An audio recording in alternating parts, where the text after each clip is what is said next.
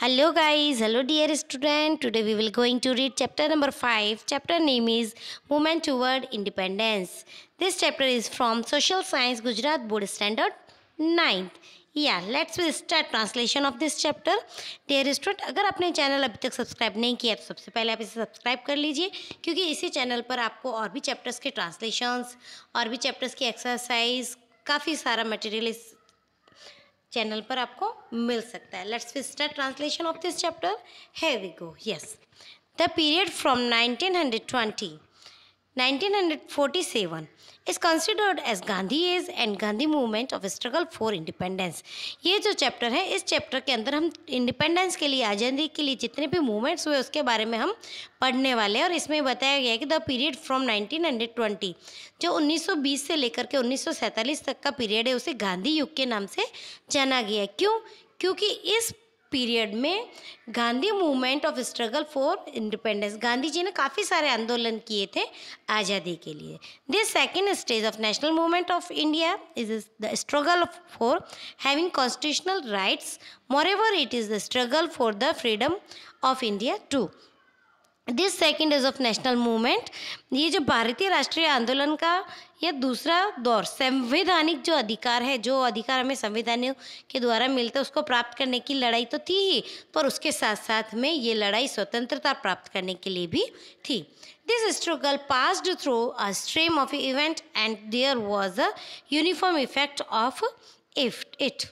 इस आंदोलन के जिन प्रभाव में से वो गुजरे और उसका जो संकुल प्रभाव खड़ा हुआ, so we shall observe the effect of this chapter. उसके क्या क्या प्रभाव हुए उसके बारे में इस चैप्टर में हम अब पढ़ने जा रहे हैं. इसका मतलब ये है कि हमारे भारत में जितने भी आंदोलन हुए, जिस जगह पे आंदोलन हुए, उन आंदोलनों का क्या क्या प्रभाव पड़ा, इसके बारे में अब हम इस चैप्टर में पढ़ने जा रहे हैं. Let's we start effect of this movements. Dear student, बने रहिएगा आखिरी तक इस वीडियो में हमारे साथ, ताकि आपको चैप्टर अच्छे से समझ में आ सके. सबसे पहला साइमन कमीशन, मैं आपको सबसे पहले इसके बारे में हिंट देती हूँ.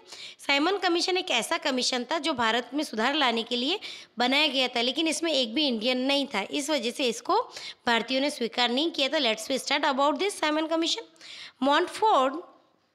Montague Chelmsford, 1999, amended declared that a commission should be sent to India after 10 years to examine the effect of operation of the constitutional reform, and he suggests more reform for India. But 2 years later, government appointed Simon Commission. ये जो Montford amended है, जो Montford सुधार है, उसमें क्या है कि ये एक ऐसी व्यवस्था थी जिसमें ये निश्चित किया गया था कि हर 10 साल में इसको इसलिए लगाया गया था ताकि भारत में संवैधानिक सुधार किए जा सके, भारत में क्या क्या ज़रूरत है उन ज़रूरतों को पूरा किया जा सके और उनसे उसके बारे में जो भी सुझाव वगैरह दिए जा सके. लेकिन 2 साल बाद ही यहाँ पर एक साइमन कमीशन अपॉइंट किया गया. The commission consisted of sir John Simon and 7 other member. ये जो कमीशन है इसके अंदर एक तो सर जॉन साइमन थे और दूसरे 7 मेंबर्स थे. All of them were member of the British parliament. ये सभी जो मेंबर्स हैं वो ब्रिटिश पार्लियामेंट के थे. उसमें एक भी इंडियन नहीं था. There was not a single Indian as a member. Indian recommended inclusion of Indian member in the commission so as to understand the problem and pain of Indian society, but Britishers rejected these recommendations. ये जो Indian recommended insulation of Indian member, जो भारतीय थे, उन्होंने ऐसा कहा कि इसमें एक इंडियन तो होना ही चाहिए ताकि जो भारतीयों के दुख दर्द को समझ सके और भारतीयों को दुख दर्द को समझ सके. इस विचार से कमीशन में भारतीय सदस्यों को शामिल करने की सिफारिश भारतीयों ने की, लेकिन अंग्रेजों ने क्या किया कि उसे मना कर दिया. भारतीयों ने कहा कम से कम एक मेंबर तो हमारा भारतीय इंडियन रखो ताकि वो हमारी प्रॉब्लम्स को समझ सके, रियल में हमारी प्रॉब्लम क्या वो आपको बता सके. लेकिन जो अंग्रेज थे उन्होंने मना कर दिया. So the Indian decided to opposite. और इसी समय भारतीयों ने डिसाइड किया कि हम इसको स्वीकार नहीं करेंगे. Simon commission was greeted with strikes, assembly procession, loud slogan of Simon go back and unfurling of black flag and apparel. जब भारतीयों ने ये डिसाइड कर लिया कि हम इसको स्वीकार नहीं करेंगे, तभी साइमन कमीशन के भारत आगमन के समय लोगों ने सभा, जुलूस, साइमन गो बैक के नारे लगाए और झंडे फहरा करके इसका विरोध किया। Simon, go back, Simon, go back. The British government suppressed the movement mercilessly. जो ब्रिटिश सरकार थी उन्होंने बहुत ही निर्दयी तरीके से इस आंदोलन को दबाने की कोशिश की। Lala Lajpat Rai, Govind Ballabh Pant and Jawaharlal Nehru became victim of oppressive policy of government. अब ये जो गवर्नमेंट की जो दमन नीति थी, जो बहुत ही जिसके अंदर बिल्कुल भी दया भाव नहीं था, उसके अंतर्गत सरकारी दमन नीति का भोग लाला लाजपत राय, गोविंद वल्लभ पंत, जवाहरलाल नेहरू भी बने। फ्यू मंथ लेटर ही passed away. Few month later ही पास्ड अवे। कुछ ही समय passed away. The news of Lalaji death instigated Veer Bhagat Singh, Sukhdev and Rajguru, therefore they killed Saunders. अब कुछ समय बाद जब ये हुआ तो उस समय क्या हुआ कि लाला लाजपत राय जो है उनको ऊपर इतनी लाठियां बरसाई गई थी कि कुछ समय बाद ही उनकी मृत्यु का समाचार सुनाई दिया। और जैसे ही उनकी मृत्यु का समाचार सुनाई दिया तो उससे क्या हुआ कि जो भगत सिंह, राजगुरु और दूसरे जो क्रांतिकारी थे वो उत्तेजित हो गए और उन्होंने क्या किया कि जिसने लाठीचार्ज का आदेश दिया था उस अंग्रेज को, सैंडर्स को, उसकी हत्या कर डाली। फिर इसके बाद देखिए नेहरू कमेटी। अब हम नेहरू कमेटी के बारे में पढ़ेंगे। नेहरू कमेटी का मतलब है कि जो कमेटी नेहरू जी ने बनाई थी आज़ादी प्राप्त करने के लिए, उस कमेटी के बारे में हम पढ़ने जा रहे हैं। With the opposition of Simon commission, Hind वजीर Burkin had presented a draft of the constitution as in Simon Commission, in which it stated that the Indian leader of all parties formulated appropriate constitution which the British government will further think upon. Simon commission का बहिष्कार होने से भारतीय मंत्री Birken head ने Simon commission का विधेयक प्रस्तुत करते समय बताया कि भारत के नेता सभी दलों के अनुकूल संविधान बनाकर दे तो ब्रिटिश सरकार उस पर विचार करेगी। By understanding the challenges of this report, National General Assembly constituted Nehru Committee report और इसी के तहत इस आह्वान को चुनौती समझकर भारतीय राष्ट्रीय महासभा ने मोतीलाल जवाहरलाल जो नेहरू थे, जवाहरलाल नेहरू, उनकी अध्यक्षता में एक कमेटी बनाई। उस कमेटी का नाम था Nehru committee. This report which was given is known as Nehru report, और इस रिपोर्ट को नेहरू रिपोर्ट के नाम से जाना गया। Which state the dominion status, independence, judiciary, fundamental right and adult suffrage. जो विवरण दिया गया था उसको किस नाम से जाना गया? नेहरू रिपोर्ट के नाम से, जिसमें स्थानीय स्वराज्य, स्वतंत्र न्यायतंत्र, मूलभूत अधिकार, वयस्क मताधिकार आदि विषयों का समावेश किया गया था। Eventually, the British government rejected the recommendation made in this report. लेकिन क्या हुआ? अंग्रेजों ने तो उसे अस्वीकार कर दिया, उसे स्वीकार ही नहीं किया जो नेहरू रिपोर्ट बनाई गई थी उसे। फिर देखिए डिमांड फॉर कंप्लीट इंडिपेंडेंस 1929। अब उससे क्या हुआ? जब नेहरू रिपोर्ट को सब लोग अंग्रेजों ने अस्वीकार कर दिया तो जो लोगों में असंतोष की भावना थी वो और ज़्यादा भड़क गई और फिर लोगों ने बोला हमें पूर्ण स्वराज्य चाहिए, हमें कंप्लीटली इंडिपेंडेंस चाहिए। During this time national assembly member Jawaharlal Nehru, Subhash Chandra Bose were active national leader. उस समय भारतीय राष्ट्रीय महासभा में जवाहरलाल नेहरू और सुभाष चंद्र बोस जैसे युवा नेता सक्रिय हुए। They were the propagators of completely independence. वे पूर्ण स्वराज्य के पक्षधर में थे, वो पूरी तरह से चाहते थे कि हमें तो स्वराज्य ही चाहिए। Youth of India were not happy with the dominion status. जो भारत का यूथ वाला ग्रुप था वो सब कैसे थे? इस स्थानीय स्वराज्य से संतुष्ट नहीं थे। On the bank of the river Ravi in Lahore, under the leadership of Jawaharlal Nehru, National General Assembly passed a resolution of complete independence। और इसी के तहत रावी, लाहौर में जो रावी नदी है उसके किनारे पर एक मीटिंग हुई थी, उसमें पंडित जवाहरलाल नेहरू की अध्यक्षता में मीटिंग हुई थी और इसमें ये कहा गया कि अब हमें कंप्लीट इंडिपेंडेंस ही चाहिए। After that on 26 January 1930 the members took the auth of complete independence and celebrated independence day. और उसके बाद 26 जनवरी 1930 को स्वतंत्रता की शपथ लेकर प्रथम बार पूर्ण स्वतंत्रता दिवस के रूप में मनाने का निश्चय हुआ। Since then January 26 has become memorable for all us, और उसी समय से 26 जनवरी वो हम सबके लिए यादगार बन गई। Independent India has made the Republic day memorable bye implementing the constitution of India on this day. और इस दिन के महत्व को बनाए रखने के लिए 1950 में जो हमारा संविधान लागू हुआ था, तो उस समय 1950 में जब संविधान को लागू करना था तो उस समय भी 26 जनवरी ही चूज़ की गई संविधान लागू करने के लिए, जिसे हम संवैधानिक दिवस के नाम से भी जानते हैं। फिर अब हम पढ़ेंगे गांधी जी ने क्या किया।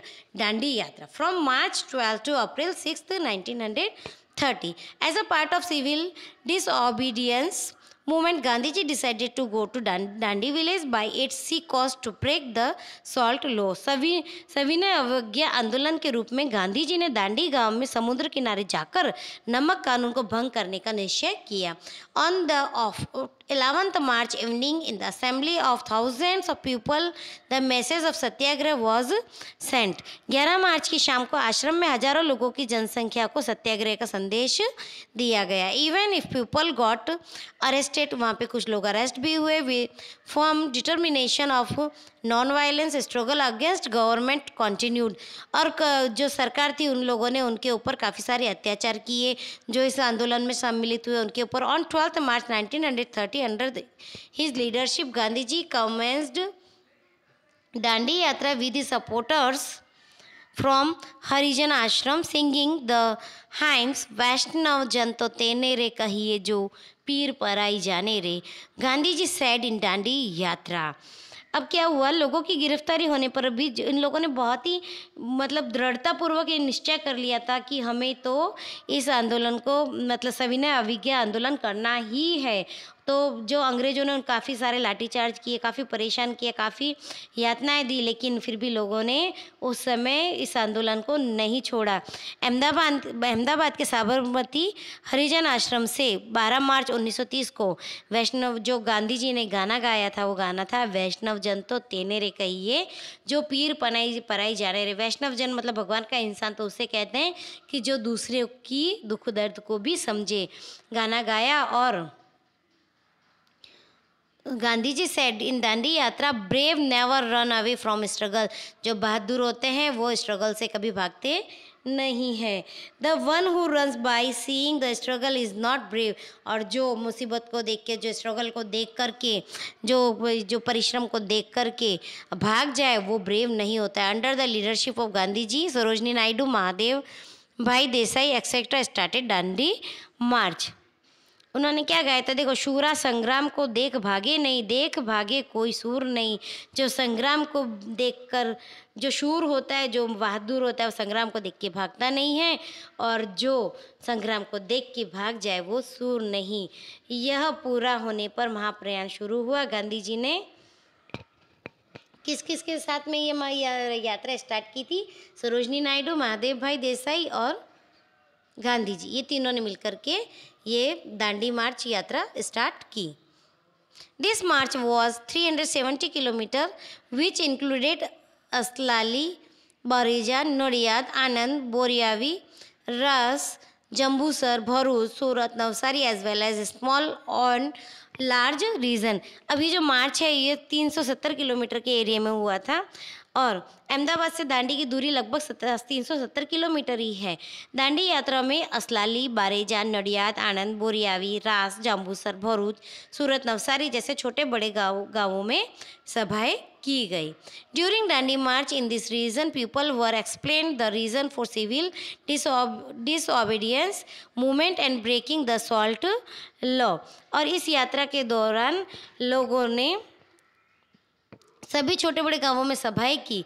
जो इस ये आंदोलन में सम्मिलित थे उन्होंने सभी जगह सभाएं की, लोगों को सबको समझाया कि ये सविनय अवज्ञा आंदोलन क्या है और नमक कानून की भंग करने की अनिवार्यता क्यों है, क्यों हमें नमक का कानून भंग करना पड़ेगा, उसके बारे में समझाया। गांधी जी टोल्ड एट भाट, गांधी जी ने उस समय भाट नामक स्थान पर कहा कि I shall die the death of crow and dog but I will return to this ashram without attending purna swarajya. उन्होंने क्या कहा गांधी जी ने, देखो कुएं को जो कौवा होता है वो और कुत्ते की मौत मरूंगा, परंतु जब तक स्वराज्य नहीं मिलेगा तब तक आश्रम में वापस लौट करके नहीं आऊँगा। As Dandi march passed through these small and large town people used to clean the village road, decorate their houses with toran and showed conscience for this satyagraha. फिर इस सत्याग्रह के दौरान ये जो लोग थे, ये जो सत्याग्रह की यात्रा थी, जिस जिस गांवों से गुजरती थी वहाँ के लोग क्या करते थे, बहुत ही अलग अलग तरीक़ों से एकदम नीट एंड क्लीनली अपने गांव को साफ सुथरा कर देते थे, अपने घरों को सजाते थे तोरण वगैरह बांध करके और इनका स्वागत करते थे। The whole nation Dandi Yatra had wonderful effect in creating astonishing faith, unity and consciousness among people. ये जो दांडी यात्रा थी यह कूच जिन गांवों में से गुजरती वहाँ लोग रास्ते की सफाई वगैरह तो करते ही थे और इस यात्रा ने लोगों में अपूर्व जागृति, गजब की श्रद्धा और चेतना और एकता जगाने का अद्भुत कार्य किया। The whole nation was enveloped in wave of satyagraha, पूरा राष्ट्र ही सत्याग्रह के साथ में लग गया, सत्याग्रह के रास्ते पे चल पड़ा। Gandhi ji along with his colleagues and support reached Dandi after 24 days of march on early morning of April 6 at 6:30 AM। Gandhi ji broke the salt law by picking a handful of salt and from the sea coast। अब Gandhi ji last में जब वहाँ पे पहुँचे तो उन्होंने क्या किया कि सी कोस्ट से नमक को उठा करके और इस सत्याग्रह को पूरा किया। In a loud voice Gandhi ji stated, और बहुत ही तेज आवाज़ में गांधी जी ने उस समय कहा, I have broken the salt law, मैं इस नमक के कानून को तोड़ रहा हूँ। And while addressing the people gathered there he यटोड, और उस जो सभा वहाँ पे जो लोग उपस्थित थे उन सबको संबोधित करते हुए उन्होंने कहा, I by this event am applying salt to be foundation of building in the form of British empire. उस समय गांधी जी ने क्या, मैंने नमक कानून को तोड़ दिया है, मैं ब्रिटिश साम्राज्य रूपी इमारत की नींव में नमक लगा रहा हूँ। मैं क्या कर रहा हूँ कि ब्रिटिश साम्राज्य रूपी जो इमारत है उसकी नींव में नमक लगा रहा हूँ। नमक लगाने से क्या होता है, वो खोखली हो जाती है, बहुत जल्दी गिर जाती है। Shri Mahadev bhai Desai has compared this event as Mahabhinishkram, और जो महादेव देसाई हैं उन्होंने दांडी कूच की तुलना जो है महाभिनिष्क्रमण के साथ में की थी। द ग्रेट रिनोसिएशन, जो कि बहुत बड़े राइटर थे, बहुत ही बड़े journalists, photographers, writers, historians of India and across the world visited and published report about what they witnessed in their own newspaper and booklets। दुनिया भर के पत्रकार, फोटोग्राफर ने भी इस स्थान पर आकर आंखों देखा विवरण समाचार पत्र पत्रिकाओं में प्रकाशित कर दिया। इन दिस वे, और इस तरीके से द दांडी यात्रा विच स्टार्टेड फ्रॉम साबरमती आश्रम 12 मार्च, जो दांडी यात्रा 12 मार्च को साबरमती आश्रम से स्टार्ट हुई थी, was nationally acclaimed, achieved its physical completion, but it started applying salt to the foundation of building in the form of British Empire। इस तरह से जो 12 मार्च को ये जो यात्रा शुरू हुई थी, आश्रम से शुरू हुई, विश्वविख्यात दांडी कूच की भौतिक समाप्ति थी, परंतु ब्रिटिश सल्तनत की इमारत की नींव में नमक लगना शुरू हो गया था। जब ये दांडी यात्रा हुई, जब ये सत्याग्रह हुआ, तो उस समय से ब्रिटिश सरकार हिल गई। इस नमक के कारण, जो नमक हमारी बेसिक नीड होती है, उसी बेसिक नीड ने ब्रिटिश साम्राज्य को हिला दिया। Civil disobedience movement generated new national conscience among people of India. The British police beat them mercifully. और इस तरीके से जो ये सविनय अवज्ञा आंदोलन शुरू हुआ था, सरकार ने क्या किया, जितने भी लोग थे उनके ऊपर बहुत ही दयनीय रूप से उनके ऊपर अत्याचार किए, उनके ऊपर लाठीचार्ज किया, अरेस्ट किया, shooting and operations on women and children continued but agitation did not decrease. लेकिन उनकी लड़ाई कमज़ोर नहीं पड़ी। एजिटेशन मतलब स्वतंत्रता के खिलाफ जो लड़ाई की थी, वो लड़ाई कमज़ोर नहीं पड़ी। ड्यूरिंग दांडी मार्च,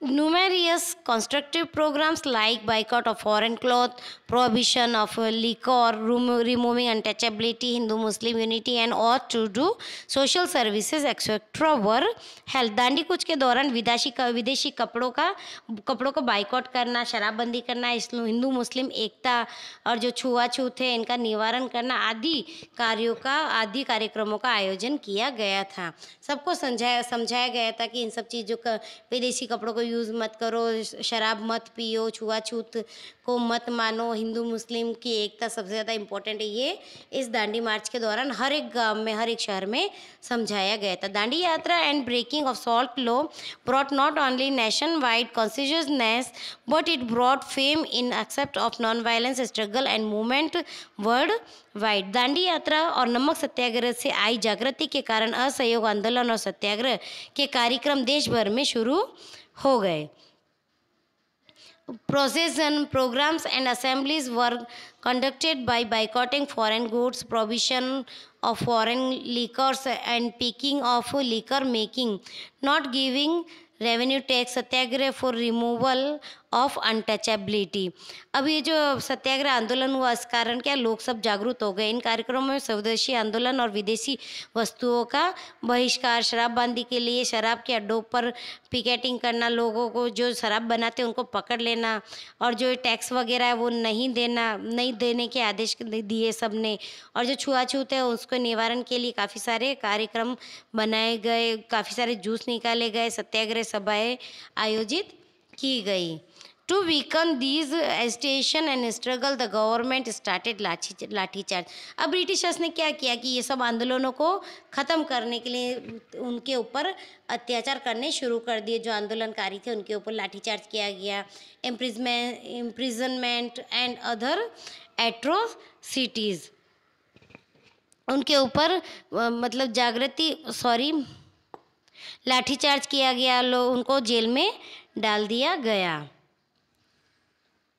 इम्प्रिजनमेंट मतलब जेल में डाला गया एंड अदर एट्रोसिटीज़, और भी काफ़ी सारे अत्याचार किए गए। People reacted by destroying railway station, post office, police station and other government building. अब लोगों ने क्या किया कि railway station, post office, police station, सब जितने भी सरकारी भवन थे उनके ऊपर उनको ख़त्म करना, उनके वहाँ पे तोड़फोड़ करना चालू कर दिया। Incident like agitation held under the leadership of Abdul Gaffar Khan, Frontier Gandhi at Wadala, Bombay, struggle against foreign liquor under the leadership of Kasturba Gandhi in Mumbai, Garsana in Surat and in Viramgaon during the salt law agitation, renunciation of government services as well as removal of children from government schools were the major highlights of these movement। अब इस movement के जो प्रमुख कार्यक्रम थे, major highlights थे, वो कौन कौन से थे वो देखो कि इस समय शरद के गांधी अब्दुल गफ्फार खां के नेतृत्व में आंदोलन, मुंबई के पास वडाला के पीठे पर नागरिकों का हमला किया गया। दिल्ली में जो है कस्तूरबा गांधी के नेतृत्व में शराबबंदी के लिए पिकेटिंग, सूरत में धरासना तथा विरमगांव क्षेत्र में हुए नमक सत्याग्रह के अतिरिक्त सरकारी विद्यालयों में से पढ़ाई छोड़ देना, ये सब इसके मेन हाइलाइट्स थे इस आंदोलन के। फिर अब हम पढ़ेंगे Gandhi Irwin pact round table conference of moratorium of satyagraha. Gandhi Irwin समझौता, गोलमेज परिषद और सत्याग्रह का स्थगन। Gandhiji was called upon the Britishers for the round table conference related the constitutional structure and reform. British सरकार ने भारत को किस प्रकार संविधान तथा सुधार देगी, इसके लिए एक गोलमेज जो है राउंड टेबल कॉन्फ्रेंस बुलाई गई थी. First round table conference was held, but with the absence of Congress leader, it was fertile. जो सबसे पहली परिषद लंदन में आयोजित की गई, परंतु वहाँ पे कांग्रेस की अनुपस्थिति के कारण वो क्या हुई, निष्फल हुई. To reconcile with Congress, a pact between Gandhiji and Irvin was made, which was known Gandhi-Irvin Pact, in which permission of free collection of manufacture of salt by person near the sea coast and permission of peaceful picketing were the main points. अब इसके main points कौन से थे? इससे कांग्रेस को मनाने के लिए गांधी जी और इरविन के बीच गांधी इरविन समझौता हुआ, जिससे सत्याग्रह की नीति, जिसमें नमक बनाने की स्वतंत्रता और शांत पिकेटिंग की सहमति मुख्य मुद्दा रखा गया. इन द सेकेंड राउंड, और दूसरे राउंड में table conference Gandhi ji was only representative from Congress. अब जो दूसरी बार वापिस से सभा बुलाई गई तो उसमें सिर्फ एक कांग्रेस की तरफ से गांधी जी को बुलाया गया. And Britishers had discriminating point for various religious committees to which Gandhiji was deeply disappointed and therefore the conference was dissolved. अब जो दूसरी बार हुई उसमें गांधी जी को बुलाया गया. ब्रिटिश पक्ष द्वारा संविधान निर्माण की चर्चा के लिए अलग अलग कौमों के लिए अलग अलग मतदान मंडल का विभाजनकारी मुद्दा उठाए जाने पर गांधी जी निराश हुए और अंत में यह परिषद क्या हुआ, निष्फल हुआ. ये भी क्या हुआ, ब्रिटिशर्स की सोची समझी साजिश थी कि हम कौम के अंदर ही लड़ाई लगवा दे, धर्म के नाम को लेकर के लड़ाई लगवा दे. इससे गांधी जी को बहुत बुरा लगा, बहुत दुख हुआ, उन्होंने इस कॉन्फ्रेंस को रद्द करवा दिया. फिर नेक्स्ट है quit India movement. Quit India movement means Bharat छोड़ो आंदोलन. Keeping in mind the world war situation, the Congress working committee decided to end the individual satyagraha. विश्व युद्ध में बदली हुई परिस्थितियों को ध्यान में रखकर कांग्रेस कार्यकारिणी समिति ने व्यक्तिगत सत्याग्रह बंद करने का निर्णय लिया. The British government attempt to deceive people of India by Cripps mission. So Indians were angry and dejected. Cripps दरखास्त द्वारा यह सिद्ध हुआ कि ब्रिटिश सरकार सत्ता छोड़ना नहीं चाहती थी तथा हिंदुस्तान को स्वराज्य देने का उसका इरादा नहीं है. ये किससे पता चला था? क्रिप्स दरखास्त के द्वारा. देयरफॉर उसी समय इसीलिए people of India no longer had faith in the British rulers. इसलिए जो लोग थे इंडिया के, उनको भारत जो ब्रिटिश के जो शासनकारी थे, जो ब्रिटिश रूलर्स थे, उनके ऊपर से फेथ जो था वो हट गया. उनके ऊपर से जो उनको उम्मीदें थी, जो उनसे आशाएं थी, वो सब खत्म हो गई. They assumed that the British do not wish to quit India. उन्हें पता लग गया था कि जो ब्रिटिशर्स है वो भारत में शांति चाहते ही नहीं. Gandhi ji advise the people to come out of despair and be prepare to give a new and last fight. Gandhi ji ने जनता की निराशा दूर करके एक नई और अंतिम लड़ाई लड़ने के लिए अपने भारत की जनता को तैयार किया. On August 9th, 1942, resolution of Quiet India movement was passed in the working committee of Congress held at Mumbai. Mumbai में आयोजित कांग्रेस महासमिति की बैठक में गांधी जी के नेतृत्व में 8 अगस्त 1942 की रात को हिंद छोड़ो आंदोलन प्रस्ताव पारित किया गया. क्वाइट इंडिया मूवमेंट मतलब हिंद छोड़ो आंदोलन, भारत छोड़ो आंदोलन. On the second day of the resolution, Gandhi ji, Vallabh bhai Patel and Jawaharlal Nehru, Maulana Azad and other eminent Congress leader were arrested. दूसरे दिन इन जो नेता थे, ये सब इनको अरेस्ट कर लिया गया. न्यूज़पेपर वर बैन, न्यूज़पेपर को बैन कर दिया गया. Regional and district level Congress leader were arrested simultaneously. और उसी समय लगातार सारे जितने कांग्रेस के नेता थे, जिला लेवल के हो या फिर धार्मिक लेवल के हो, सबको बंदी बना दिया गया. Arrest of Gandhi ji and other leader resulted in nation wide strike and to this Gandhi ji said, "This is the last fight in my life and therefore people of India should make all attempt to achieve independence." He gave the slogan "Do or die", करो या मरो. अब यहाँ पे गांधी जी ने क्या किया? ये एक आखिरी लड़ाई थी जिसमें अगर इस लड़ाई में जीत जाएंगे तो आज़ादी हमें मिल जाएगी, नहीं तो हम जिंदगी भर अंग्रेजों की गुलामी बने रहेंगे, ऐसा बोलते हुए गांधी जी ने कहा था कि आज़ादी के लिए मेरी अंतिम लड़ाई है और उसके लिए सब कुछ बलिदान करने के लिए मैं तैयार हूँ। उनका सिर्फ एक ही सूत्र था, करेंगे या मरेंगे, या तो आज़ादी हम लेंगे या फिर हम मर जाएंगे आज़ादी के लिए, अपने देश के लिए। देखिए बच्चों कि हमारे जो फ्रीडम फाइटर्स थे उन्होंने हमें आज़ादी दिलाने के लिए कितने बलिदान दिए हैं, कितने उन्होंने मार खाई है, कितने कोड़े खाए हैं। इस आज़ादी का हमें सदुपयोग करना चाहिए बच्चों। आप भी कुछ करो, देश के लिए करो, अपने लिए, अपने समाज के लिए, अपने परिवार के लिए। अपनी इस लाइफ को ऐसे ही व्यर्थ मत जाने देना, क्योंकि हमें इस आज़ादी के लिए हम आगे बढ़े, इसके लिए बहुत सारे लोगों ने अपनी जान दी है। Okay, let's we go for next.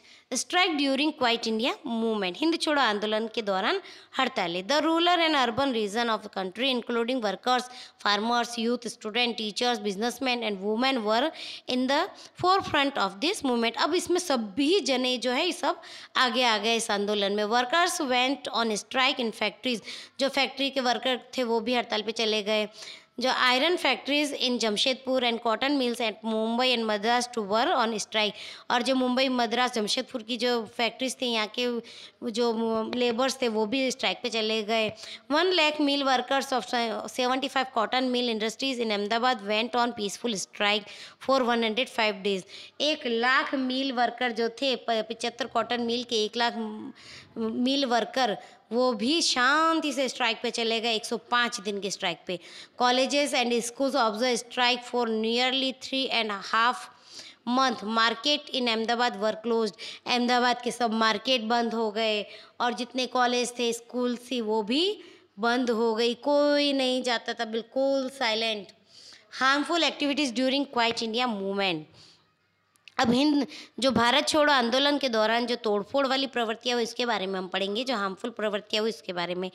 Anger against British government was being expressed from every nook and corner of the country. देश में चारों तरफ लोगों का क्रोध ब्रिटिश सरकार द्वारा दमन नीति अपनाने के विरुद्ध शहरों गांवों में हर जगह दिखाई दे रहा था। Suppression against peacefully people by the Britishers led to violent situation as people not only ransacked the post office, telegram department, police station, railway station, government building, school and colleges building, railway lines, bridge and road, but looted the assessed and set on fire the government properties. In this railway incurred the heaviest losses in many of the areas people uses bomb. अब लोग इतने ज़्यादा परेशान हो गए थे कि हर जगह तोड़फोड़, वो सरकारी कोई सी भी प्रॉपर्टी हो, हर जगह तोड़फोड़ स्टार्ट कर दी गई, बम लगाए गए। इससे क्या हुआ कि इस समय जो रेलवे था उसमें उसको काफ़ी सारा लॉस हुआ। फिर देखिए failure of government in crushing the struggle. अब इस समय जो सरकार थी वो इस जो संघर्ष को कुचलने में बिल्कुल भी सफल नहीं हो पाई, क्योंकि लोग इतने हद तक परेशान हो चुके थे कि अब आज़ादी के सिवाय लोगों के पास दूसरा ऑप्शन ही नहीं था, करो या मरो। अब वो किसी की बात सुनने के लिए तैयार ही नहीं थी उस समय भारत की जनता। किसी भी कीमत पे हमें आज़ादी चाहिए ही। अब देखिए failure of government in crushing the struggle. The government try to suppress the movement with hard hand. The struggle started from a small and to large extent by ransacking government system. इस संघर्ष की उग्रता और व्यापकता के कारण सामूहिक गिरफ्तारी और भारी दमन नीति से थोड़े समय में सरकार की कुचल डालने की नीति सफल नहीं हुई। More than 70,000 people were imprisoned. 70,000 लोगों को बंदी बना दिया गया। 538 गन शूट्स, 538 लोगों को बंदूक से मार दिया गया। 1028 लोगों ने अपनी जानें गंवाई। 3200 पीपल वर इंजॉयड, और इतने लोग घायल हुए। Student were enjoyed in gun shoot specially in Ahmedabad and Patan. Specially Ahmedabad Patan में जो स्टूडेंट थे, जो विद्यार्थी है, उनको वो भी घायल हुए जब इन लोगों ने बंदूकों से गोलाबारी की।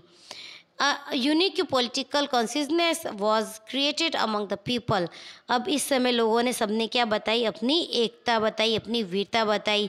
This movement gave clear warning to British government and send a message to the world at large that India can not be enslaved any more. और ये ब्रिटिश के लिए सीधा सीधा एक वार्निंग थी कि अब भारत ज़्यादा दिनों तक गुलाम बना नहीं रहेगा। The struggle really signalled by the people of India to Britishers to quit India. ये सीधा सीधा लोगों का चैलेंज था ब्रिटिशर्स को कि तुम लोग भारत छोड़ करके चले जाओ। The people of India now wanted full independence.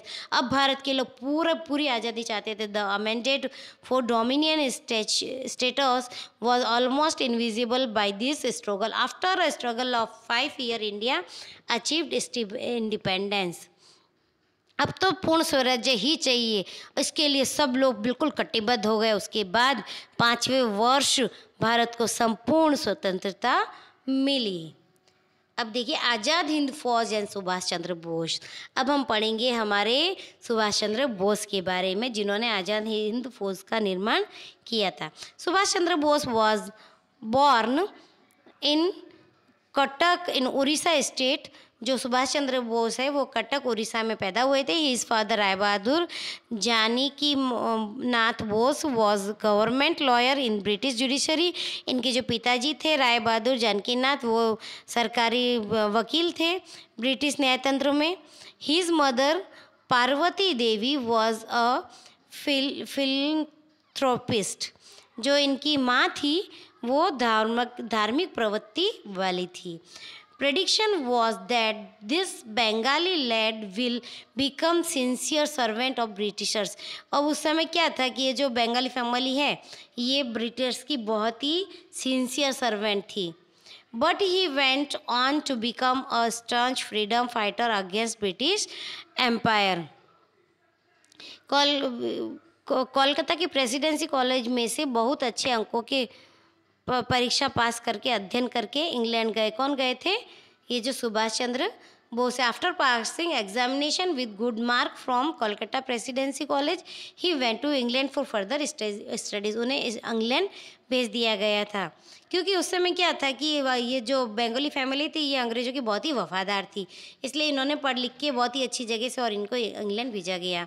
He passed the very difficult ICS Indian civil service examination at 4th number and return to Kolkata. अब उन्होंने क्या किया, सबसे डिफ़िकल्ट जो ICS का एग्ज़ाम है इंडियन सिविल सर्विस का, उन्होंने 4थे नंबर से पास किया और वो दोबारा कोलकाता आ गए। Seed of revolution were planted in his mind due to insulting attitude and pride of British professors at the Presidency College toward the Indians.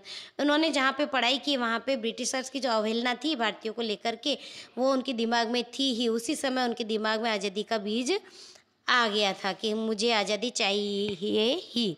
आज हमारा भारत इन ब्रिटिशर्स के अधीन है, इनकी गुलामी कर रहा है, इसलिए ये लोग हमारी बेइज्जती कर रहे हैं, तो हमारा भारत अब इनकी गुलामी नहीं करेगा। ये सुभाष चंद्र बोस के दिमाग में कॉलेज में जब उन्होंने पढ़ाई की उसी समय आ गया था। He was very much interested in the Indian independence struggle. वो जो भारतीय आज़ादी का जो स्ट्रगल था उसमें बहुत ही ज़्यादा इंटरेस्टेड थे।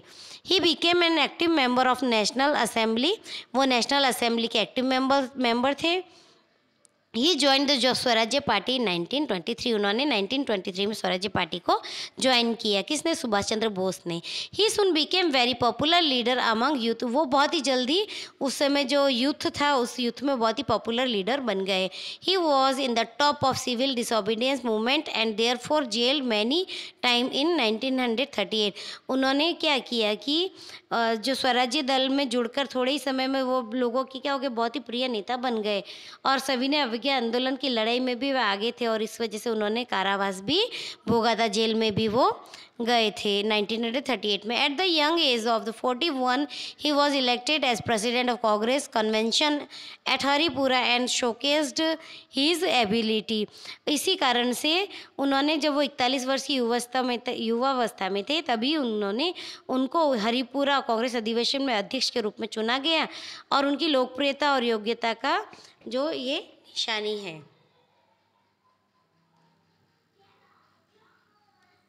He felt the Congress as different of opinion with Gandhiji had increased and he established a party, the Forward Bloc. Subhash babu के विचारों का गांधी जी के विचारों के साथ मेल नहीं बैठने के कारण, उनका गांधी जी के साथ मतभेद होने की वजह से उन्होंने क्या किया कि वो उनकी गांधी जी की पार्टी छोड़ दी और फॉरवर्ड ब्लॉक नामक राजनीतिक दल की स्थापना की।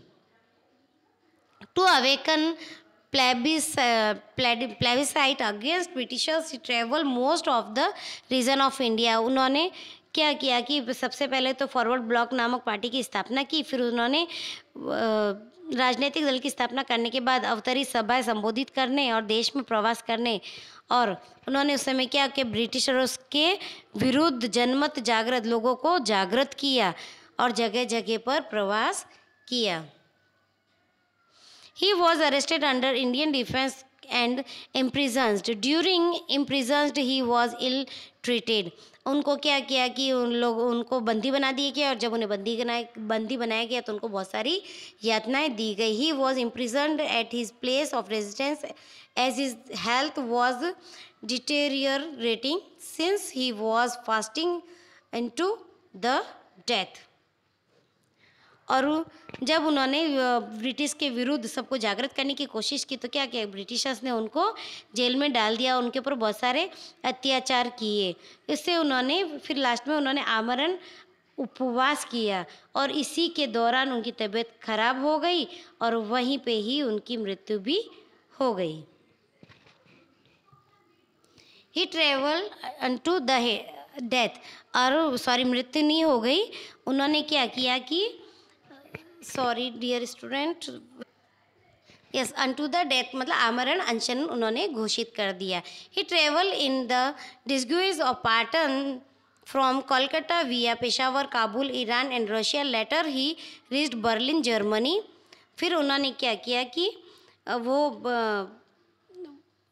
उन्होंने वेश बदला, किसका वेश बदला, पठान का वेश बदलकर कोलकाता से पेशावर, काबुल, ईरान, रूस होते हुए वो बर्लिन पहुँचे। कहाँ पहुँचे, Berlin. He used the people of India through Berlin radio to fight against British empire. Germany में भारतीयों ने उनका बहुत सारा हार्दिक स्वागत किया। बर्लिन रेडियो पर उन्होंने अपने देशवासियों को ब्रिटेन के विरुद्ध जिहाद जगाने का अनुरोध किया। उन्होंने कहा कि हमें ब्रिटिशर्स को बाहर निकाल देना किसी भी कंडीशंस में। ही ऑल्सो मेट हिटलर, वो हिटलर से भी मिले, जर्मनी के हिटलर से, and discussed in detail about the independence of India. और उन्होंने भारत को आज़ादी कैसे मिले इसके बारे में हिटलर से डिस्कस किया। He then went to Rome and Paris to establish military unit for the independence of India and recruited 3000 Indians। और उन्होंने एक आर्मी भी बनाई, मिलिट्री भी उन्होंने स्थापित की भारत को आज़ादी दिलाने के लिए, जिसके अंदर 3000 भारतीय सैनिक थे। रास Bihari Bose, a revolutionary living in Japan, changed all the organization and established Indian Independence League। उन्होंने इंडियन इंडिपेंडेंस लीग की स्थापना की। टू मेक इंडिया फ्री, आज़ाद हिंद फौज वॉज सेटअप। और भारत को आज़ाद कराने के लिए आज़ाद हिंद फौज की स्थापना की गई। A present of 100 Indian delegates from Malaya, Japan, Sumatra, Java, Hong Kong, Borneo, Andaman, Burma, Brahmadesh now जो म्यांमार के नाम से हैं, वर इन द ऑर्गेनाइजेशन। इस ऑर्गेनाइजेशंस में 100 इंडियन डेलीगेट्स थे। कहाँ से थे वो लोग, जो मैंने अभी राष्ट्र देशों के नाम बताए, Malaya, Japan, Sumatra, Java, Hong Kong, Borneo, Andaman, Burma, वहाँ से। एंड इन दैट, और इसी में Mohan Singh, war prisoner arrested by Japan, Mohan Singh को जापान में अरेस्ट कर दिया गया, wall also present. Moreover Ras Bihari Bose voluntary retired as head of INA। और जिसमें जापान के हाथ में युद्ध कैदी के रूप में कौन पकड़े गए थे, मोहन सिंह, जो परिषद में उपस्थित हुए, जिसमें रास बिहारी बोस भी चुने गए थे। आज़ाद हिंद फौज एंड इंडियन इंडिपेंडेंस लीग, आज़ाद हिंद फौज के साथ में इंडियन इंडिपेंडेंस लीग, ये दोनों किस तरीके से एक हुए इसके बारे में हम देखते हैं। After breaking the right British security, अंग्रेजों की कठोर सुरक्षा को भेद कर Subhash Chandra Bose cleverly reach Japan from Berlin in a submarine in 1943। Subhash Chandra एक सबमरीन द्वारा बर्लिन से चालाकी पूर्वक जापान पहुँचे। ये उनका एक बहुत ही जोरदार साहस था। Moreover Rasbihari Bose of Indian independence league invited Subhash Chandra Bose to be head of this league. अब रासबिहारी बोस ने उस समय इंडियन इंडिपेंडेंस लीग में सुभाष चंद्र बोस को इनवाइट किया और यहाँ पे उन्हें उनका हेड भी बनाया गया। इंडियन इंडिपेंडेंस लीग का हेड सुभाष चंद्र बोस को बनाया गया। It was decided then in this force only Indian soldiers and officer would be there and it would fight independence of India. इसमें सिर्फ इंडियन सोल्जर्स होंगे और जो भारत की आज़ादी के लिए लड़ेंगे आज़ाद हिंद फौज में। Japan would provide every kind of help from the Indian freedom. Japan ने अपनी पूरी तरीके से भारतीयों की मदद की थी उस समय आज़ादी प्राप्त करने के लिए। It was promised that a Japanese army advanced toward India capturing Indian provinces provisional government would be formed and Japan would give them recognition.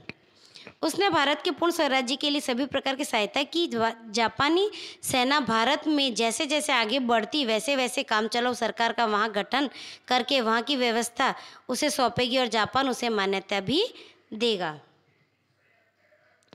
On July 2, 1943 Subhash Chandra Bose went to Singapore और जुलाई 1943 में सुभाष चंद्र बोस जो है सिंगापुर गए from Japan and there he was elected as the president of Indian Independence League on July 4, 1943। Japan में भी उन्हें national league का हेड चुना गया। Moreover Rasbihari Bose voluntary retired as head of Indian national army and appointed Subhash Chandra Bose as head of INA। और उसी समय जो रासबिहारी है उन्हें रिटायर कर दिया गया, उसकी जगह सुभाष चंद्र बोस को चुना गया हेड के रूप में। Indian residing there got a proper and able leader for freeing their motherland. अब उन्हें जो भारतीय थे जो वहाँ रहते थे उनको अपने भारत देश को आज़ाद कराने के लिए प्रॉपर लीडर मिल गया था। Since the Subhash Chandra Bose was called, इसीलिए उस समय सुभाष चंद्र बोस को किसकी उपाधि मिली? नेताजी की। In this speeches and on radio he gave slogan, और उनके भाषण में और रेडियो पे उन्होंने एक स्लोगन दिया, चलो दिल्ली, तुम मुझे खून दो मैं तुम्हें आज़ादी दूंगा। Give me blood, I will give you freedom. With his skillful guidance, he formed the parallel government. He tried to convince and used the Indian residing in Southeast Asia to sacrifice everything for the struggle of independence of India। जो भारत से बाहर south east Asia में जो हमारे भारतीय रहते थे उन सबको संदेश दिया, उन सबको उन्होंने जो भारत स्वतंत्रता की लड़ाई है उसमें शामिल होने के लिए और उसमें बलिदान करने के लिए तैयार किया ईस्ट इंडिया के साउथ ईस्ट एशिया के लोगों को, जहाँ वहाँ पे जो हमारे इंडियंस रहते थे उनको। फिर establishment of provisional government by Subhash Chandra Bose, Subhash Chandra Bose द्वारा काम चलाऊ सरकार की स्थापना।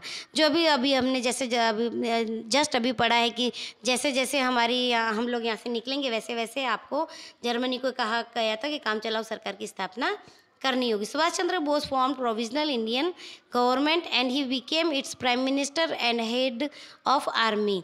सुभाष चंद्र बोस ने काम चलाऊ सरकार बनाई और उसके हेड कौन बने? सुभाष चंद्र बोस खुद बने। He allotted other department to his companion and formed a cabinet. फिर उन्होंने क्या किया कि भारत की इस काम चलाऊ सरकार को अलॉटेड अदर डिपार्टमेंट, उन्होंने दूसरे डिपार्टमेंट भी बनाए और वहाँ पे कैबिनेट की स्थापना भी की। This government was recognized by Japan, Germany, Italy, nationalized China and Burma. इस सरकार को भारत की इस काम चलाऊ सरकार को Japan, Germany, China, Italy, Burma आदि देशों ने मान्यता दे दी। This government recognised Hindi as a national league and tricolour as a national flag. यहाँ पे जो नेशनल लैंग्वेज के रूप में हिंदी को माना गया और जो नेशनल फ्लैग के रूप में ट्राई कलर को मान्यता दी गई। It was decided to have income by assisting Japan independent role and by property tax. Netaji visited Andaman and Nicobar island and named it Shaheed matter and Swarajya independence. आय के लिए जापान की सहायता, स्वैच्छिक अनुदान, संपत्ति कर लगाना निश्चित किया। नेताजी ने 1943 में अंडमान निकोबार टापुओं की मुलाकात लेकर इन टापुओं को क्रमशः शहीद और स्वराज्य नाम दिया। फिर देखिए लास्ट स्टेप, मैट्रिडम ऑफ सुभाष बाबू, अंतिम दौर और सुभाष बाबू का बलिदान। सुभाष चंद्र बोस का। इन मे 1944 under the leadership of Netaji की लीडरशिप में his military unit captured Rangoon from Kohima आदि प्रदेश अधिकार में ले लिए। नेताजी के नेतृत्व में सेना की टुकड़ी ने रंगून फ्रॉम कोहिमा आदि प्रदेश को अधिकार में ले लिया। Then it marched toward Imphal, फिर वो किधर की तरफ गए, इम्फाल की तरफ गए। But after the dropping of 2 atom bomb at Nagasaki and Hiroshima in Japan, the financial assistant to the provisional government stopped. अभी जो हिरोशिमा और नागासाकी पर जो बम उस समय गिराए गए थे, उसके कारण क्या हुआ कि जो शरणागति स्वीकार की थी नेताजी को जापान की ओर से मिलने वाली जो सहायता थी वो क्या हो गई, बंद हो गई, क्योंकि जापान उस समय बहुत ही ज़्यादा लॉस में चला गया जब हिरोशिमा और नागासाकी पर बम गिराया गया था। तब की ही बात है कि सुभाष चंद्र बोस को जापान सहायता दे रहे थे। British aircraft started warfare against Azad Hind Fauj, and so condition became critical. On August 18, 1945 started from Taipei airport of Formosa for Tokyo, but his plane caught fire and he got serious burn, and while undergoing treatment he died. The mystery of his death has remained unsolved till date. अब ऐसा कहा जाता है कि Britain के हवाई जहाज़ों की आज़ाद हिंद फौज पर की गई बमबारी के कारण स्थिति बहुत ज़्यादा खराब हो गई। नेताजी ऐसी परिस्थिति में विमान द्वारा बैंकॉक, साइगोन, फॉर्मेसी द्वीप के ताइपाई विमान केंद्र पर पहुंचे, परंतु विमान में अचानक आग लगने से हॉस्पिटल में चिकित्सा के दौरान उनकी मृत्यु हो गई। जब आग लगी तो वो घायल हुए और हॉस्पिटल में उनकी मृत्यु हो गई। सुभाष बाबू का जो ये मृत्यु है ये आज दिन तक एक रहस्य बना हुआ है। कोई भी नहीं जानता है कि सुभाष चंद्र बोस कैसे मरे थे। कई लोग तो ऐसा कहते हैं कि सुभाष चंद्र बोस आज भी जिंदा है। फिर आगे देखिए, achieving the independence and partition of India, the commander of Indian national army were arrested as prisoner of war and were accused of treason and put on trial. Azad Hind Fauj के पकड़े गए सेनापतियों पर राजद्रोह का केस चलाया गया। वल्लभ भाई Desai and Jawaharlal Nehru pleaded there case. Vallabh भाई देसाई और जवाहरलाल नेहरू फौज की ओर से केस लड़े। The British government inflicted them with punishment. There were protest against them in the entire country. So owing to populist opinion, the government had to withdraw the punishment.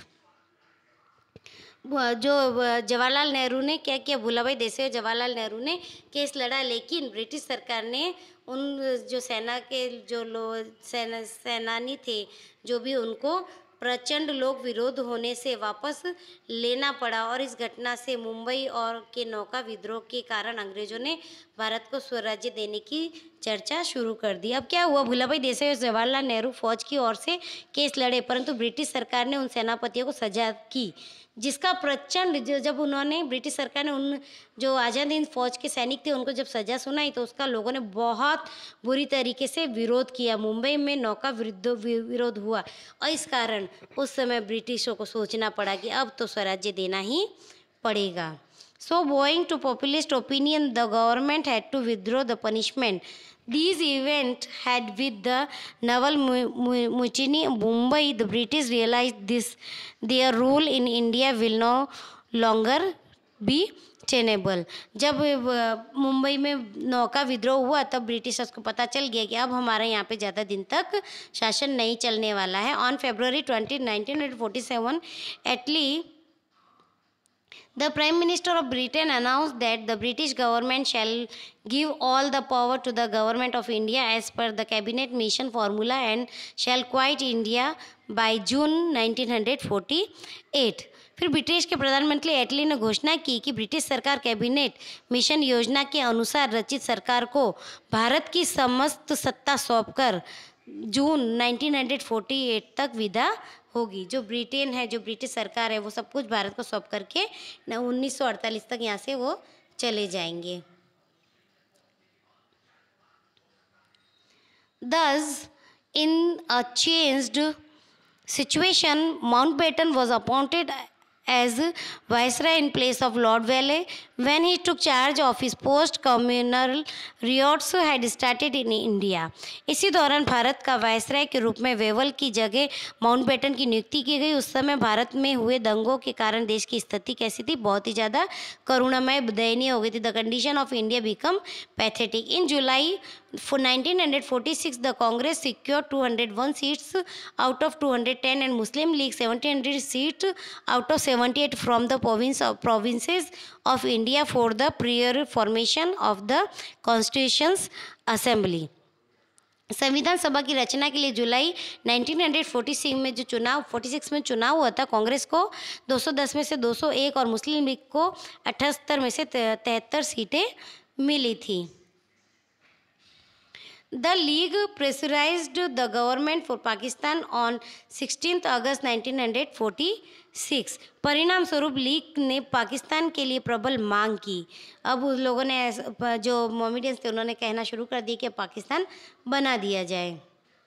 So terrible communal riots and tumult spread all over India। और इसी कारण से उस की ओर से सरकार पर जब दबाव डाला गया तो उससे पूरे भारत में कौमी दंगे स्टार्ट हो गए। Looking at the situation in India, Sardar Patel, Jawaharlal Nehru and other Congress leader felt there was no other alternative accepting the demand of Muslim League for Pakistan because Muslim League and Jinnah insisted for separate Pakistan। अब उस time जो जिन्ना थे, मुस्लिम league था, उन्होंने क्या बोला कि हमें पाकिस्तान दे दो। तो जवाहरलाल नेहरू, सरदार वल्लभ भाई पटेल को लगा कि अब हमारे पास भी पाकिस्तान देने के अलावा दूसरा कोई चारा है नहीं, अब और कोई रास्ता हमारे पास नहीं रहा है। The Muslim league boycott the first cabinet meeting on December 9, 1946। जो मुस्लिम लीग था, उन्होंने सब पहली कैबिनेट मीटिंग जो थी उसका बहिष्कार किया। The Muslim league executive held on January 31, 1947 decided to boycott the cabinet meeting and gave a repeat and extensive programme for the demand of Pakistan. उन्होंने बोला कि हम कैबिनेट मीटिंग को अटेंड नहीं करेंगे और हमें पाकिस्तान जो हमें चाहिए तो उसके लिए हमें एक अलग से प्रोग्राम बनाना पड़ेगा, उसकी मांग रखनी पड़ेगी। माउंटबेटन जो था उसने इसकी नींव डाली थी कि किस तरीके से जो मुस्लिम्स था उनका साथ दिया और उन्हें उकसाया कि तुम्हें अपना पाकिस्तान लेना ही चाहिए। Mountbatten convinced Nehru and Sardar Patel who understood the matter that having a well organized central government having administrative unit under the center shall be more peaceful and progressive instead of weak central government consisting of many autonomous and opposite constitutions। इन संयोगों में जो हुआ, Mountbatten ने क्या किया कि नेहरू और सरदार को समझाया कि अनेक स्वायत्त और विरोधी इकाई वाले निर्बल केंद्र सरकार की अपेक्षा केंद्र के अधीन ऐसे प्रशासनिक इकाइयों के साथ सुदृढ़ केंद्र सरकार वाला भारत अधिक शांति प्राप्त कर सकेगा। इस तरीके से उस माउंटबेटन ने उस टाइम नेताओं को समझाया। National leader found this argument acceptable. उस समय जो नेशनल लीडर्स थे उनको लगा कि ये बात सही है। Sardar Patel and Nehru discussed this matter with Gandhi ji. इन दोनों ने गांधी जी के साथ ये मैटर डिस्कस किया। Who also helplessly accepted arrangement of partition of India with heavy hearts. Gandhi ji के साथ परामर्श किया तो गांधी जी ने विवश होकर भारत के विभाजन को भारी मन से स्वीकार कर लिया। अब उनके पास भी कोई रास्ता नहीं रहा कि अब तो हमें पाकिस्तान अलग करना ही पड़ेगा।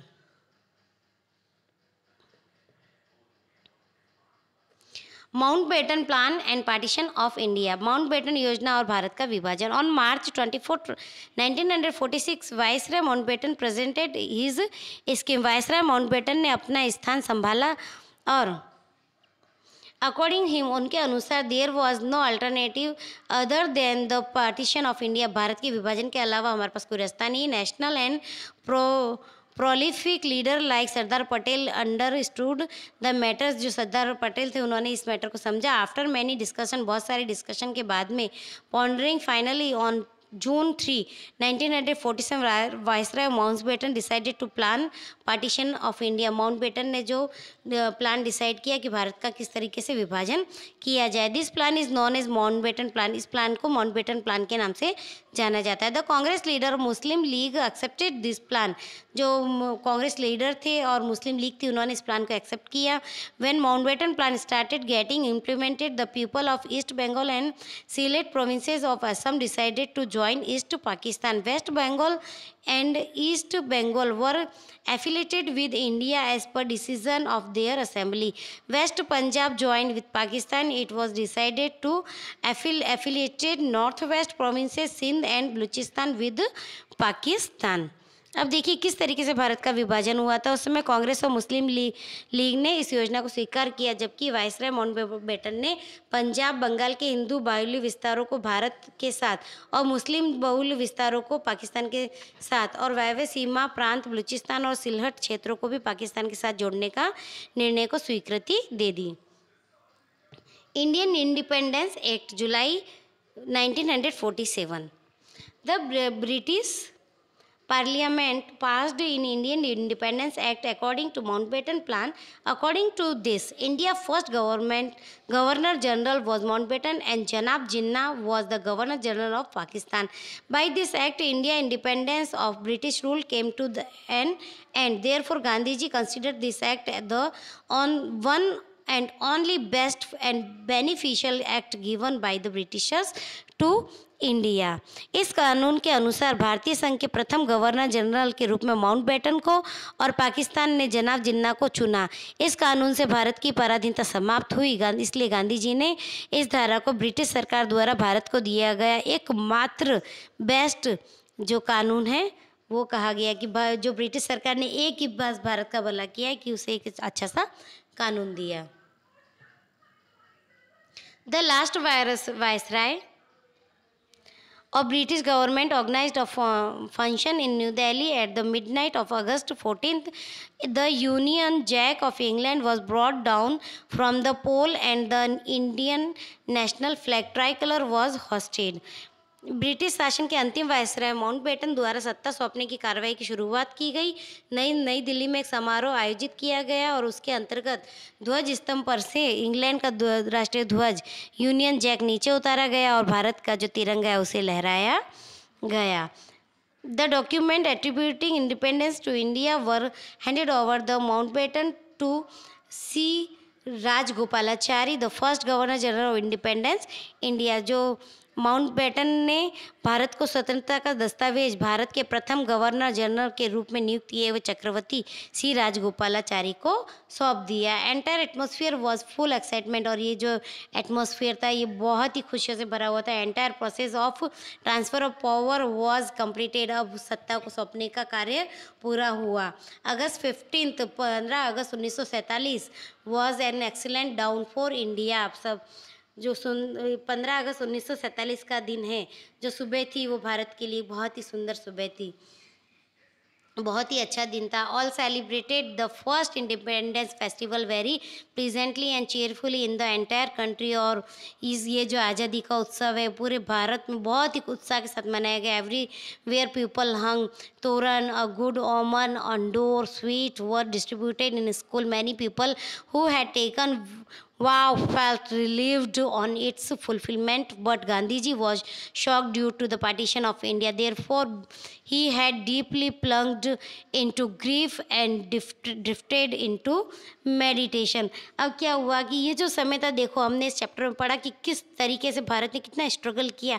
एट लास्ट इतनी मेहनत के बाद जब भारत को आज़ादी मिली, जब अंग्रेज़ों ने भारत के हाथ में सत्ता सौंपी, पावर सौंपा, तब उस समय भारत को क्या खुशी हुई। ये इसको हम अगर महसूस करें तो हमें एक अलग ही फीलिंग होती है डियर स्टूडेंट।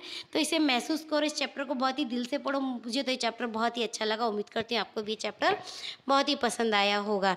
लेकिन जहाँ पे हमें एक तरफ आज़ादी मिली थी, वहीं पे दूसरी तरफ जो महात्मा गांधी थे उनको भारत के विभाजन से बहुत दुख हुआ और वो गहरे शोक और चिंतन में डूब गए।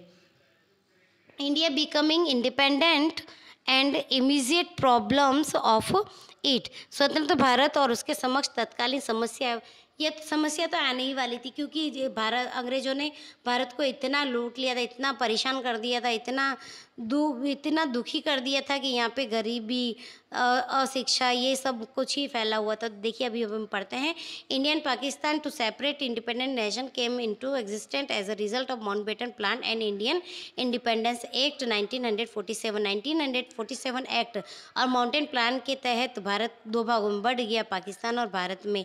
द रिजोल्यूशन और to the following problem had to be found out. और उस समय कौन कौन सी मुसीबतें आई वो देखिए, reorganisation of military forces, military force को दोबारा बनाना, disputes over assets and properties, जो संपत्ति संबंधी समस्याएं पैदा हुई, डेब्ट्स एंड क्रेडिट्स, लेन देन के हिसाब, problem and settlement of refugees, जो निराश्रित लोग थे उनकी समस्याएं, public services and arrangement of civil servant and administrative staff, सार्वजनिक सेवाएं और उनके लिए अधिकारी और प्रशासनिक तंत्र की व्यवस्था करना, demarcation of international boundaries on eastern and western side of India to be fixed etcetera. Bharat के पश्चिम में स्थित पश्चिमी पाकिस्तान और पूर्व की तरफ का पूर्वी पाकिस्तान की अंतर्राष्ट्रीय सीमाएं निर्धारित करना आदि बहुत सारी समस्याओं को फेस करना पड़ा। A 5-member committee consisting of 2 representatives each from India and Pakistan was formed under the chairmanship of Lord Mountbatten। इन परिस्थितियों के निराकरण के लिए माउंटबेटन की अध्यक्षता में भारत और पाकिस्तान के दो मिलकर 5 प्रतिनिधियों की समिति नियुक्त की गई। The committee appointed different commission consisting of expert of relevant subject to solve all the problem. अब ये कमेटी इसलिए अपॉइंट की गई थी कि जितने भी प्रॉब्लम्स है उसका सोल्यूशन किया जा सके। In case of any difference of opinion both the nation admitted to accept the final decision given by an arbitrator consisting of 1 representative of India and 1 Pakistan under the chairmanship of the former Chief Justice of India। अब इसमें क्या हुआ कि ये जब भारत और पाकिस्तान अलग हुआ, काफ़ी सारी प्रॉब्लम्स हुई, तो इस समय माउंटबेटन की अध्यक्षता में जो इन्होंने ये समिति बनाई थी, इस समिति ने ऐसे प्रश्नों को हल करने के लिए संबंधित प्रश्नों के जानकार विशेषज्ञों की अलग समिति की नियुक्ति की और मतभेद की स्थिति में जहाँ पे ऐसा लगे कि ये मानता है और ये नहीं मानता है, तो ऐसी स्थिति में भारत के भूतपूर्व मुख्य न्यायाधीश की अध्यक्षता में भारत और पाकिस्तान के एक प्रतिनिधियों से बना पंचायती और आयोग जो फैसला दे उसे ही दोनों देशों को स्वीकार करना होगा। Military commandant general of India complete the partition of army, military weapon etcetera. भारतीय सेना के सेनापति ने सेना और सैन्य सामग्री का विभाजन पूरा करने पर ब्रिटिश सरकार ने भारत से विदा ले लिया। Military weapons extra, the British Army left India by February 28, 1948. All officers of employee and administration, military, judiciary was given opportunity to choose whether they would serve India or Pakistan। और उस समय वहाँ पे जितने भी एडमिनिस्ट्रेशन में military, judiciary जितने भी लोग थे उनको सबको स्वतंत्रता दी गई कि आप इंडिया में भी जाना चाहो तो इंडिया को ज्वाइन कर सकते हो, पाकिस्तान को ज्वाइन करना चाहो तो पाकिस्तान को ज्वाइन कर सकते हो। They were given assurance about their pay, allowance, security of service, pension etcetera. उनको ये सब सुविधाएं भी दी गई। A large number of refugees from both countries migrated living their houses and properties. और जो रिफ्यूजीज थे उनको जो एक देश से दूसरे देश छोड़कर जाना पड़ा था, जिन्हें उनको प्रॉपर्टीज और हाउसेज दिए गए, उन्हें अवेलेबल कराए गए। India solve the tremendous problem of their rehabilitation and restoration very skilfully and patiently. Bharat ने ये जो दोबारा आवास उन लोगों को जो उपलब्ध करवाया था रिफ्यूजीज़ को, बहुत शांतिपूर्ण तरीके से समझदारी के साथ में ये काम किया। The then deputy prime minister and home minister Sardar Vallabh bhai Patel merged about 562 small and big princely state of India into Indian Union। Sardar Vallabh bhai Patel strong determination, iron will and diplomatic negotiation solve the problem।